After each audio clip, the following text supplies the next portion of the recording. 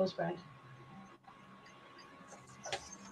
Hello, welcome to the second video in the Access to Work kind of series.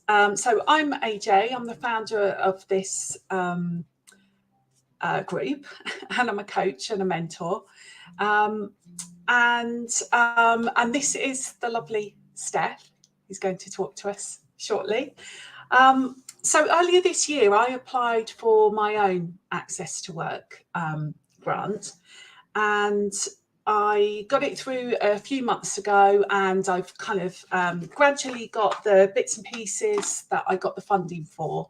And I've got a range of things that at kind of various points in the future I can show you more about if you're interested. I've got things like software for planning, kind of mind mapping. So there's a piece of software called Idea Mapper Pro, which I'm finding really, really useful. Caption.ed, which is software that will kind of put captions across your screen when you're on Zoom calls, or if you're, in meetings or watching a video. Brain in Hand, which is excellent. It's quite complicated to explain, so I think I have to do a whole thing on that separately. But it's really, really good individualized support. Coping strategy training, and the best thing of all is a support worker to help me in my business, and that's what Steph does. So Steph's going to come in today and tell you all a bit more about what is involved with that. So what it's like to be a support worker for someone who's neurodivergent, types of things that she does, and any kind of tips about what to ask for when you're going through the Access to Work process, and anything else that comes to mind, Steph, whatever you want to tell us about the whole thing. So do you want to just introduce yourself first and then tell us what you do? Yeah, so I'm Steph. I know a few people who are in this group will know me already. I'm a virtual assistant, and I don't feel like that's necessarily the best title to describe me, but it's the one that most people will kind of understand when you say, oh, they're a VA. I'm pretty much an online business services company. I can do everything that a small business would need, which is great. But like I say, one kind of part of the business that I've really kind of found a lot of lately is ADHD access to work support. So I currently have 3 clients who are funded by the UK government. I did have a 4th in the past, but they've moved on to other employment and didn't need me anymore, which is always good. I think some of the misconceptions around sort of like things that person needs my help to do that particular job, but actually in a job where it's totally tailored to the way their brain works, they don't need that support. But the world's not made like that, and that's why the government have decided that they give money to people for people like me. So yeah, I kind of tripped and fell into this. I guess it's one of those things where people found me, and most of my clients are neurodivergent in some way, whether it's Access to Work funded or not. Like, these are all a bunch of mad people, and like, mad as a box of frogs. And you've all got your own quirks and little ways of working, but I like that because my brain's a bit like that as well. I love the variation in my work. I love that one day I'll be working on bits and bobs for e-commerce, and the next day I'll be doing video editing. It's so varied. So, and that's what it's like working with people with ADHD. So I guess where I first start is the application process. I am quite happy to help people with that.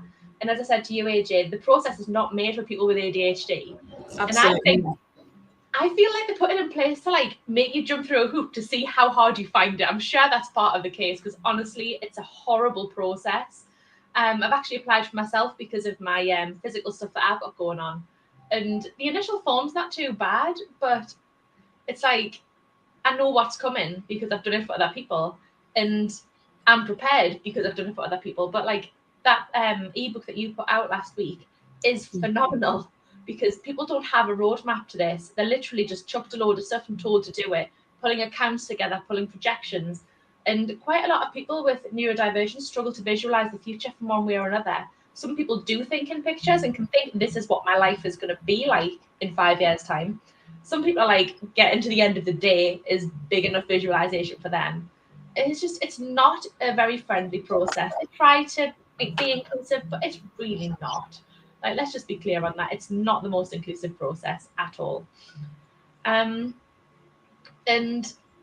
yeah, like you'll know yourself, it was an absolute bear of a process to get to where we are. Was it 3 months we were working on your application or something together? Yeah, and I think they originally asked for well, just to become clear as well, I don't think everyone has to do a business plan, but in my case, because the coaching business was so new, they asked me to do a business plan, and they gave me something like 2 weeks to do it in, and there was just no way I was going to be able to pull that together in 2 weeks. So I think, but they did say you can come back and ask for an extension whenever you need it, and I think we had to push back about 3 times in the end, so it probably was something like 3 months, just getting the application all properly done. The thing is, as well, when you're coming from a point of view where you don't have an established business, like your business in the early years, they're going to want to see those projections. And quite a lot of people who are like in the entrepreneurial space are doing it because they don't fit in a normal workplace, so they are quite new to it. So it's that kind of like they've retrained because clearly their career wasn't working for them because it was made for a neurotypical brain. And then, so I imagine quite a lot of people do get asked to do that. I've been involved with 2 of them out of 3. One person was kind of doing some contract work for like the NHS and things like that. So obviously that's a different kettle of fish altogether. My first ever access to work client didn't actually have to do that because they were employed, and it's a whole other game when you're employed. It's so much easier because all they did was they asked what the person needed. There was a really quick phone call around that. It really wasn't anything anywhere near as extensive as what you went through. And within 2 weeks, it was a case of, right, get 3 quotes, and we just went on the internet, screenshotted 3 people's websites, and they were quite happy to accept that. Personally, I don't like to do that, and that's not how I'll do an access to work quotation, because I think a lot of it is making sure that the person that you're hiring can do the work as well. Finding a support worker is not as easy as it sounds. So what I'm going to say about finding support workers, we're not all created equally. Not all virtual assistants can do the same thing. I mean, I've got acquaintances in the VA world who'll just do bookkeeping and invoice chasing and credit control, and that's specifically their area of VA services. There's also people who'll do events management, calendar management, and diary management, and nothing else. I kind of like to do things from an approach where I will take whatever I can to ease someone's burden, but also it's important to point out that I'm not allowed to do the job for them. Yeah. That being said, like, there's a lot that I can do without doing a job for you. I can do a lot to support the process. And, huge chunks of what I do is diary management and just making sure that people are on top of their game.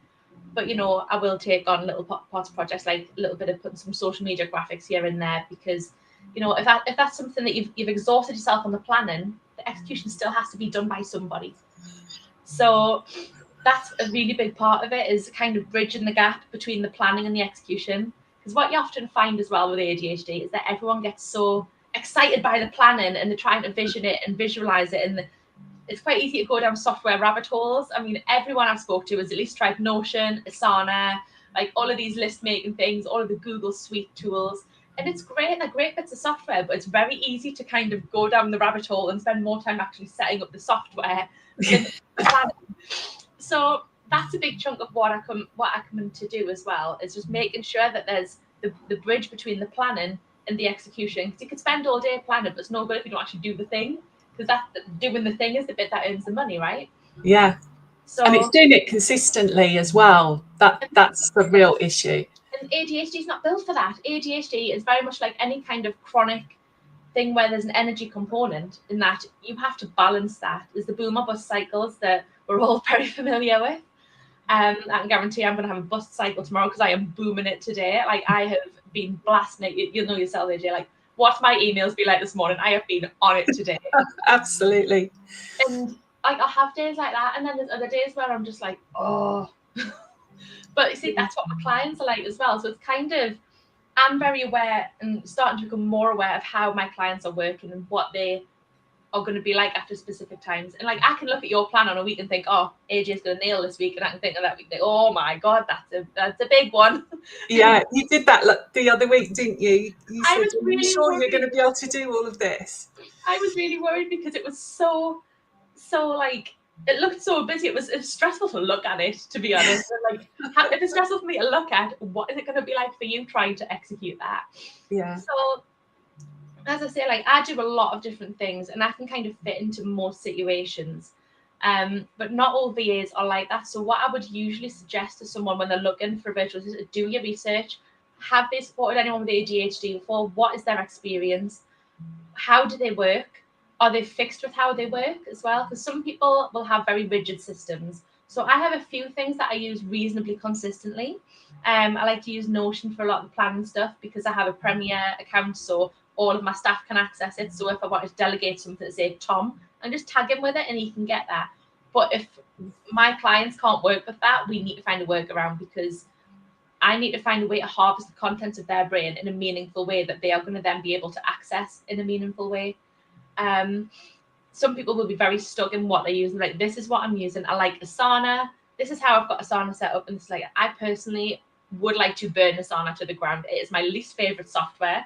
And just seeing the notifications in my emails give me anxiety sometimes, I'll be honest. But yeah, it's all about finding the person that can fit in with how you are able to work and what you want to achieve. Yeah. And that's why someone like you is so valuable, because for me, and I know a lot of people I've spoken to are the same, it's actually really stressful to even think of handing something over to somebody, but also, like, how do you even explain what needs to be done? Like, is it even going to take longer than just doing it yourself? A lot of people kind of feel like that, and it feels like, well, I might be able to give some stuff to people, but then I've got to kind of manage it. But that's where really a support worker is different from just a VA, because like you say, you know how people like to work, you kind of get into, you know how their brains are working, and it's almost like I don't have to explain things in great detail to you, because you get it, you know what I'm trying to achieve, and you know, you can just sort of replicate me up to a certain point. But that is a really good point you made about you don't do the job. So when you're talking to Access to Work, you must make sure that you talk in terms of a support worker and not a VA. So that was a mistake I made, because I had no idea at the beginning. I went into it completely People assume as well that, like, a VA with a support worker is a VA doing a VA's job. And my Access to Work support work is actually quite different to normal VA work. Like, if I'm going in to do normal VA work, I might be building a website one day, or I might be doing something else. A lot of the support worker stuff is actually second checking things and helping the client to delegate, helping you to kind of get what's in here out of here into a structure, and then me making sure that you've got everything you need to be able to execute it, because I can think of all the moving parts that'll go with that, and the client quite often is just focused on the end goal and getting really excited, and actually there's a lot of components that go in there, and it's sometimes a bit of reality checking and making sure that you're aware of what needs to be done. And like I say, there's things where, like, some clients, for example, and I'm going to use the example of a timesheet, like getting the things out of a system and onto a timesheet. There's too much scope for muddling with that kind of thing. So what I might do is write a list of what needs to go on there. So it's literally a copy and paste job for the client. One of my least favorite jobs, and you'll know this, exactly what I'm going to say, is the godforsaken paperwork. Oh my God, right? If you get a support worker, get your support worker to do the paperwork, because there is too much margin for error with that. So obviously, claiming for a support worker, there's two ways you can do it. You can pay them and claim it back for your own money, or you can have it paid directly to support worker, which is the option I go for, because my invoices can get a bit pricey, and that will be a huge burden to put on the client. Access to Work currently owe me around £6,000 that keeps getting tanked because somebody put a space at the end of a reference number, and somebody else accidentally transposed a client's address. It wasn't you, no. It was actually Access to Work did it. So they had to get a reference code to go with the payments, and they put a space on the end of the code, right? So all of my payments for that account got rejected, right? So fair enough, that's okay. But then the next day they tried to pay me for another account and they put the client's address as my address. So it blocked it. So all accounts linked to me until 2 days ago were completely blocked while the pending investigation. So I was on the phone on Wednesday making them figure stuff out. They need a support worker. It's not you guys. It's bloody Access to Work needs a support worker because the mess that they made of these 2 payments, I still haven't got that yet, you know. But no. there's and that's why it's so overwhelming from this point of view. So to know that you're kind of dealing with that, I know it's a complete headache, but you're on top of it, and you know, dealing with them. This is it. Like some things I'll do if you've got phone calls to make. A lot of my clients don't like using the telephone. I'm not a massive fan myself, but it's like it's almost that mum instinct kicks in. Like I can't ask for ketchup myself in a restaurant, but if my friend needs ketchup, I'm getting that ketchup for them. And it's the same kind of way with phone calls for Access to Work clients. I will never ring someone on the phone, but if you guys need me to call someone, my mother instinct kicks in and I make that phone call. And like I really enjoy the work as well. I don't think it would be the kind of thing that would fit everybody, because like quite often my days run late. Quite often every single meeting that I will do will be late because every single client has ADHD and they're down a rabbit hole that day. Monday just gone is the first week ever that every single meeting has started on time, with the exception of one because one of my clients did break down at the side of the road. That wasn't their fault. But yeah, like I will often start meetings anything between 5 and 15 minutes late because the client went down a rabbit hole. And I'm fine with it because all I'll log into their account, see where we're at, see if there's anything I can pick up on, see if there's any admin I can do, any emails I can deal with. In the comments, somebody's put they'd love to have a chat with me, but I can't see their name because it's showing that they're a Facebook user. Yes. Feel free to announce yourself. And hi, Liz. Liz is there as well. Someone else has said hi as well. And that's another one, Facebook users. So we don't know who it is. So if you can let us know, or go to streamyard.com and just give it permission to show to let Facebook in the chat as well. Oh yeah, great. Look, you can multitask. Yeah, I found that quite difficult. That's one of the things I'll do as well, you know, like when people are doing like lives, they obviously haven't got multiple pairs of hands.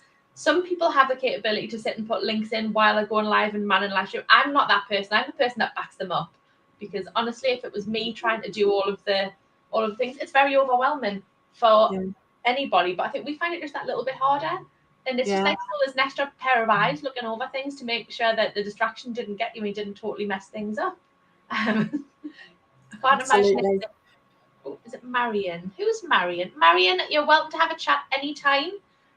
What I'll do at the end, I'll pop a way of communicating with me, and so you can have a chat. I said I don't charge for having a chat about Access to Work because you know you're not getting paid for me. So I'm quite happy to have a natter and go through any specifics to a situation. Have a look at paperwork as well. There's so much you can mess up on those paperwork, and the amount of time it takes for things to come back as well. There's so much margin for error. Yeah, and they don't kind of let you know speedily. Like if you submit something and you've used the wrong form, you haven't included something, you don't hear for ages and ages, and then suddenly you get it's just kind of rejected. You have to send it again, and it is a pain. So the more help you can get with it, the better. Yeah, the other day when my payments got tanked, they had no intention of contacting me. And when I called up, they can't search me as a supplier. So if you've got a support worker as well, each support worker, whether they have multiple clients or not, is tied to the client. So I have to have all of your Access to Work reference numbers ready to hand and go through each account individually, because they can't just pull me up as a supplier. It's absolute crazy case. That's ridiculous. Hi, Peggy. Peggy is the other person who we couldn't see who it was. Cool. Hi, Peggy. Yeah, so I think that's one of the. Someone said, I think it was Liz, was saying that that how to get the stuff out of your head and what needs to be done, and that's one of the most valuable things, because we can work together. It's like when we did a planning session, that was brilliant, because I literally just talked and you captured it all, didn't you, in Notion, and then we've got that list that we can keep going back to and checking if we've dealt with that, and that's invaluable. That's brilliant. Recently, Sorry, go on. I was going to say, recently somebody referred to me as their executive function in human form. Yeah. Might have been you. Yeah, I think it was actually. Yeah. I'm basically the backup dancer, if you like. I'm the one that kind of holds it from the back. If your seams burst, I'm the one that holds the back together. You know, that's my job. And I love doing this job. Another thing I do as well is accountability, sort of co-working. So some people will want to sit and actually have someone kick their ass every half hour, sitting on a call. It's that body doubling aspect. There is software for this. FocusMate has changed my life. I spend a lot of time on FocusMate. I've got sessions booked all afternoon on my laptop, and I just sit and kind of have people there. Sometimes they're strangers, sometimes they're friends, but some people don't like that aspect. So having someone like me just sit on a call with you and just be like, where are you at now? Where are you going? Where are you at? That can work really well for them. And that's something else I offer as part of my access to work time as well. It's tricky though, isn't it? Because you have to be careful as well, because quite a lot of us are a bit demand avoidant. So, you know, I guess we all have to be aware of that, you know, if you were to sort of be on my back too much, then actually I might kick back against that. But actually the way you do it, it's, you know, I don't, because it's we have such a lovely working relationship, I think. We do. I love working with you. So someone, I wonder if this is Marion again, or maybe it's Peggy. That's really useful indeed. So would you normally get access to work help for a set amount of months or for as long as you need it? It's normally a 12-month sign-on, isn't it? So yes, when you're self-employed, and I'm not sure if it's the same for employment, but I know that you usually get 12 months and it can be renewed without reassessment for up to 3 years. So at sort of the 9-month mark, I'll give AJ a nudge and be like, we need to start getting onto them. They're supposed to contact you. They probably won't. So it'll be a case of chasing them, making sure that the renewal is in. After 3 years, the potential reassess, very much like PIP or DLA, when you're applying for those kinds of disability benefits, they'll reassess after a certain amount of time, just to make sure your needs are still the same, whether they've got worse or better, whether you still need assistance for the same things, because things can change, you know. It's like anything. It's like with a physical disability, it could get worse or better. Neurodivergent works very much the same. Hormones can make it worse, or really good med balances can make it better. Yeah, absolutely. And I just thought of something. I bet it's disappeared out of my brain now. I just thought of something to ask you about. Is it to do with reapplying? Oh no, I know what it was. It was to do with the number of hours. It's really variable, isn't it? And I think one of the things that helped me, I've been really lucky and I've got a large number of hours. And I think the reason that happened for me, as opposed to some people I know who've had like really low numbers of hours that they get the funding for, is the help I had from you beforehand, because you did really help me work out what would be really helpful, like what kind of support would really help me. Because sometimes, you know, you get asked that, what would help you in your job, and it's just kind of, I don't know, I've got no idea. And I listed out absolutely everything, didn't I? I think I just thought about a friend of mine who had started the process earlier than me gave me that advice to just think about your job, list out absolutely every task that you possibly do. And then we kind of talked about it, and you talked about, well, I can help you with this and I can help you with that. And together we kind of did that that table of tasks and how many hours it would take and all that kind of thing. Yeah, this is it. Like when it comes to that aspect of things, like sitting for a week and just write down. I use a bit of software called Timula to track my time for clients, but you can actually use it for personal reasons, and it is free for the start program as well.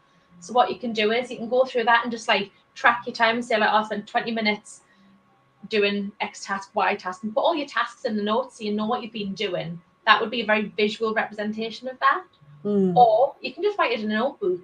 But like I said, you can kind of have these things, and you can actually even divide it up into tasks that brought joy, didn't bring joy, tasks that were easy, tasks that were hard, and work around it like that. If you've got tasks that don't bring joy and they're actually quite hard for your brain, they're the kind of things that I could help to pick up on, or at least provide some support around. But yeah, the number of hours, I've got clients on as little as 3 hours and as much as 20. So it just depends exactly on what they need. And I think as well, when you do the process, obviously for the amount of time you've asked for extensions, I think that kind of gets marked on your file, like ask for an extension. Oh, yeah, probably. So they're building it as much as like I do a needs assessment and I'll look at where I can help. They're building a case at the same time, because I've got clients who are very good at saying like, this is exactly what I need, and they get very few hours because they've communicated it so clearly and so quickly. Whereas like if you need extensions and like various things like that, it shows that actually this is a problem for you, even if you're not saying it's a problem. It's evidence that's building up without even realizing. I've just seen there, do you have to have received a diagnosis to qualify? Not for mental health support. You can get that through Able Futures or Maximus without having any diagnosis. Other conditions, you have to have some kind of evidence. You won't necessarily be asked for it, but if they do ask for it, you have to be able to give it. Does that have to be a formal diagnosis though? We're not quite sure, are we? I was told, I watched a webinar about access to work, in which they said that you didn't need to have formal diagnosis, but whether you might need to have evidence, like have filled in something like the ASRS, you know, the self I don't think you take that overly seriously, if I'm honest with you. The kind of evidence that we're looking for is the kind of stuff that I would say I would have submitted for Jack's EHCP before his diagnosis. So things like, have you seen a mental health professional? Are you under assessment? Are you in receipt of PIP or DLA? And what evidence did you submit to them? So like for my thing, I have one letter that says I've had surgery and all my bolts out and what have you. But for me, it's the daily needs stuff's been assessed by PIP. So I've got my PIP assessment form that specifically says this is what I need help with for my physical condition. Because a lot of times the doctors don't actually cover that either. So it's kind of evidence in the needs you have. Like I say, they're probably not going to ask for it, but if you've got it, it's kind of like just in case, you know, because if you get all the way down the road and they're like, right, we need to see your diagnosis letter, and you don't have one, there's a chance you might not get anything. And it would depend entirely on the diagnosis as well, to be honest. Like if it was for neurodivergence, it could be that you've got enough evidence that you might have reports from HR at work. I recently supported a client to apply for access to work because their workplace was like, they were under a lot of like disciplinary action, having quite a few meltdowns at work, and actually that was evidence enough to put with that. They had a diagnosis as well, but that's not what, like, the diagnosis of autism that they got when they were 6 wasn't relevant. It was the fact that they were having triggers in their environment that was triggering the neurodivergence. So that's the kind of evidence we submitted for that case. But yeah, all of the clients that I do have a formal diagnosis. Whether they've been asked for evidence is variable. I think it's worth remembering as well that the thing about if you have other diagnoses like the mental health condition, because that's kind of how it was with me. So I had a diagnosis of depression as well, which I think was caused by, you know, since the ADHD's been treated, you know, that's all fine.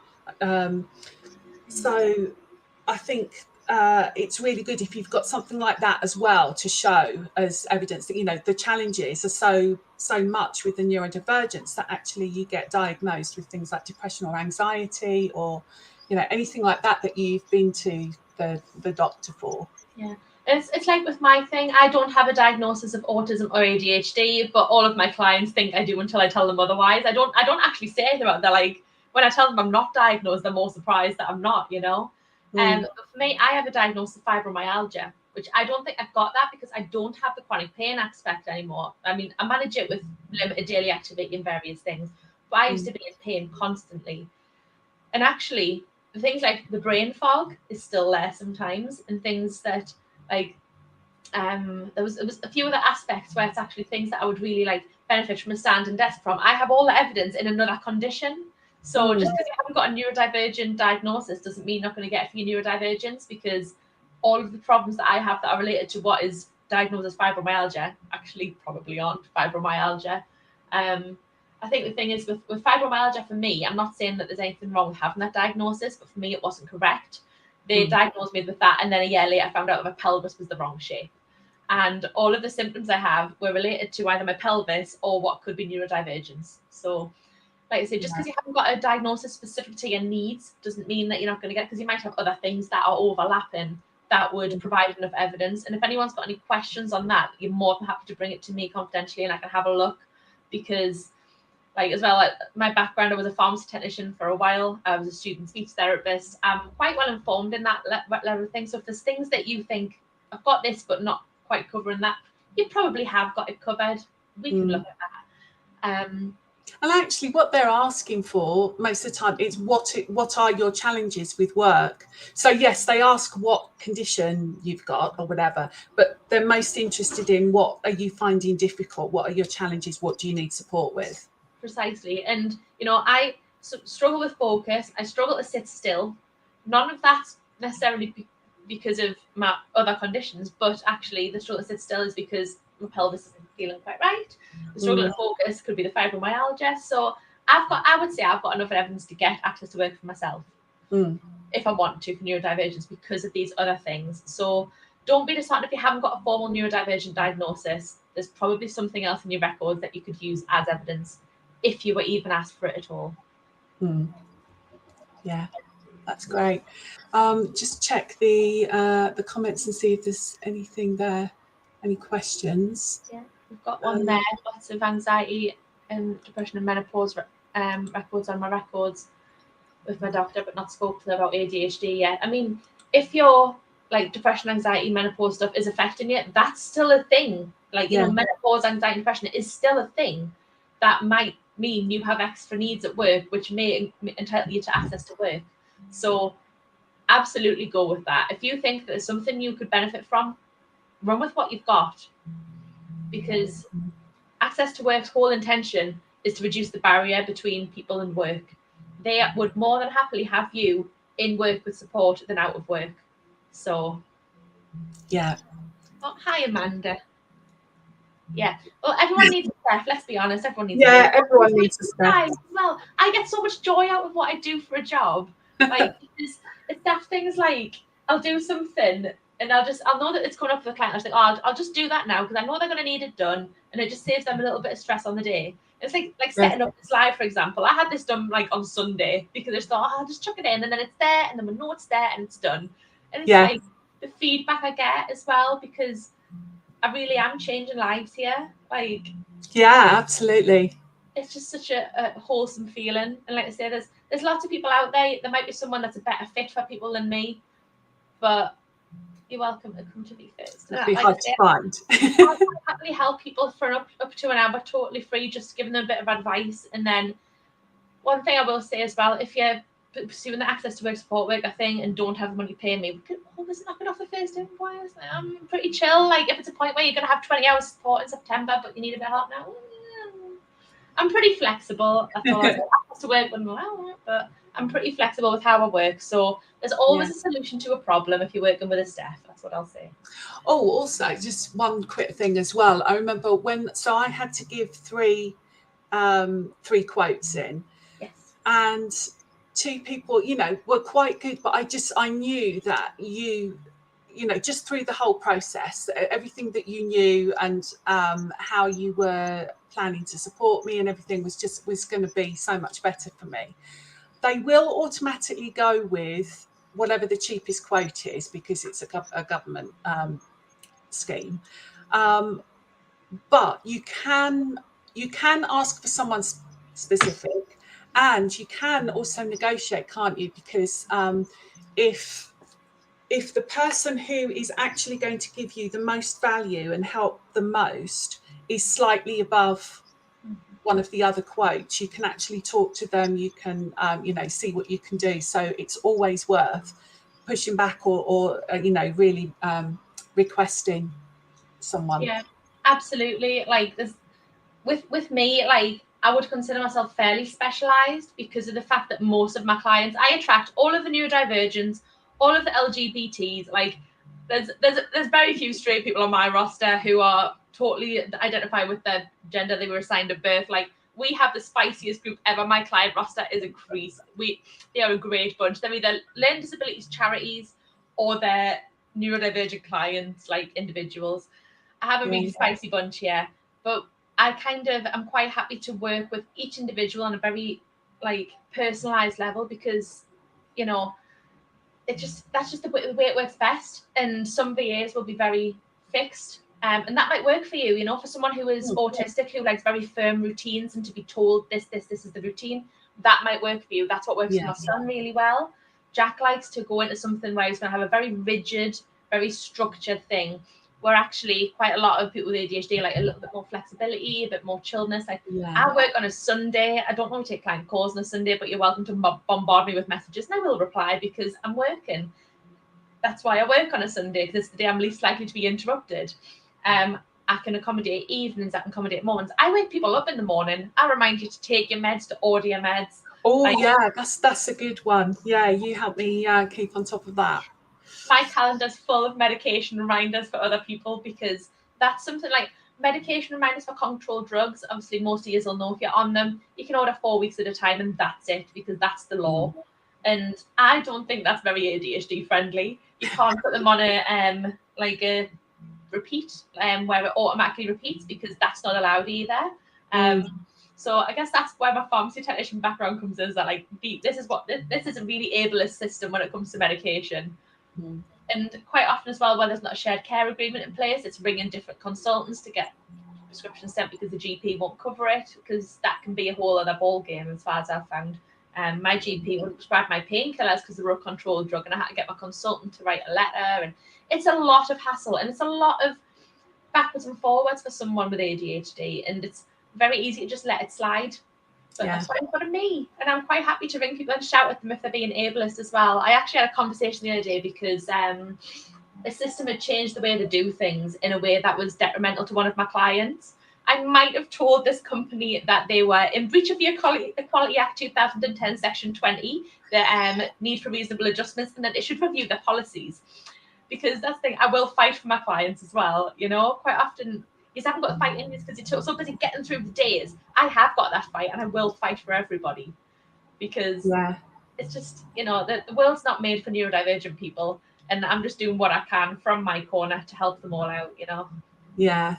And like anything else, it's easier to do it for other people. So it's the same with coaching. It's the same with you doing what you do for your clients. You might struggle with it for you in your own life, but you're able to help somebody else with theirs. And it's the same with coaching. You know, I can coach people and know exactly what needs to be done, but I need someone to help me actually do it as well.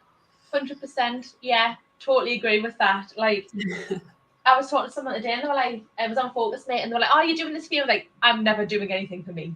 If I am on Focus Mate, I can almost guarantee what I am doing is for a client. It's not going to be for me.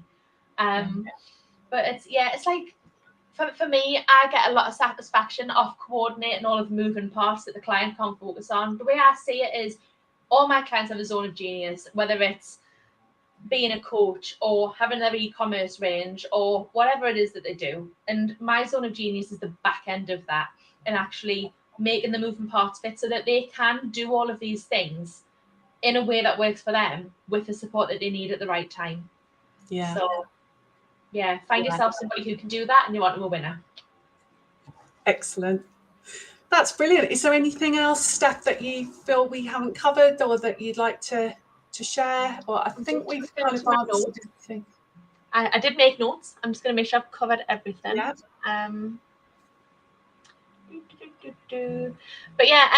regarding the process, like I say, if anyone needs any advice, feel free to drop me a message. The best place to get me is emails. And this is a thing that I do as an adjustment for myself, is that if it comes into my emails, I know I will respond within 24 hours. If it's anywhere else, it's not going to happen. It needs to come in as an email. But like, that's one thing that I think as well is really frustrating. Do you not find that there's loads of ways that people can communicate with you as a lead, right? Like when you've got clients come in, they'll come through Facebook, or they'll come through email, they'll come through your website, and it's so many different ways. Yeah. And like, the world's, like I say, there's not an app that exists yet that brings all communications into one place. Wouldn't that be a really cool thing? Yeah, it would. I had right back when I was doing my practical like coach training, one of my clients was desperate to find something like that, and I was asking around. I couldn't find anything at all that would do that for absolutely everything. Someone needs to invent it. It totally annoys me. Like, I can automate things to a point. That's one thing I love doing as well, is systems automation. So if someone comes to me and they don't have any systems, I love making automated systems. because then it means it takes away so many of the little crappy tasks that nobody wants to do. But there's not one for all of your things yet. So I will put my email address in the chat after this, so you can all get in touch if you want to. Bring it on, because more people should be getting access to work. So many people aren't getting it that are entitled. So get your applications in, give me a shout. I'll do what I can to support you, because it's not a friendly process. It's not made for everyone. And even if you don't hire me, I'm good. I get plenty of referrals. I'll be okay. Like, I'm not going to be offended. But, you know, I want to help as many people as I can, to be honest, because it's just, it's such a good service. It's such a good system. Access to work is great. There's just not enough people claiming for it, and the system isn't quite made for us yet. It's made for people with physical disabilities who have a picture of their broken bones, not people who have to try and describe what's going on in here when the whole process that there, you know? Yeah. So, yeah. Oh, lovely. Thank you very much for sharing that with us. And yeah, so make sure you do pop your email in the chat afterwards, and everyone get onto Steph if you need any help. So thanks very much. And I guess we'll be back again next Friday. So I'm not sure exactly. I think I may be. Depends if we're going to have any more access to work stuff, but if not, I'm probably going to do some kind of 101 stuff about autism, because we've been concentrating a lot on ADHD recently. I'm all for that. I love a good chat about autism. Yeah, me too. Yeah, always brings me joy. My Jack and his autism, I do have something quite entertaining to leave you with today. My Jack is quite blunt, and he doesn't like school. And last week he went, Ma'am, I'm only going to school so you don't go to jail. I was like, thank you, sweetheart. That's excellent. And I went, Mammy's too pretty for jail, aren't I, son? And he went, yeah. And then he walked straight up to his transport escort and went, not like you. I was like, autism. Honestly, I was just like, I was horrified. I was like, what am I supposed to say to this? But yeah, I will absolutely be watching for autism, because I love a good chat about autism, me. Great. Excellent. Okay, thank you, everyone. And yeah, hopefully the recording should be, hopefully there haven't been any glitches like there were last week, but if there are, or there's any problems, we can share the recording, can't we? I'll fix it, don't worry. Yeah. Thanks very much, everyone. Bye. Bye.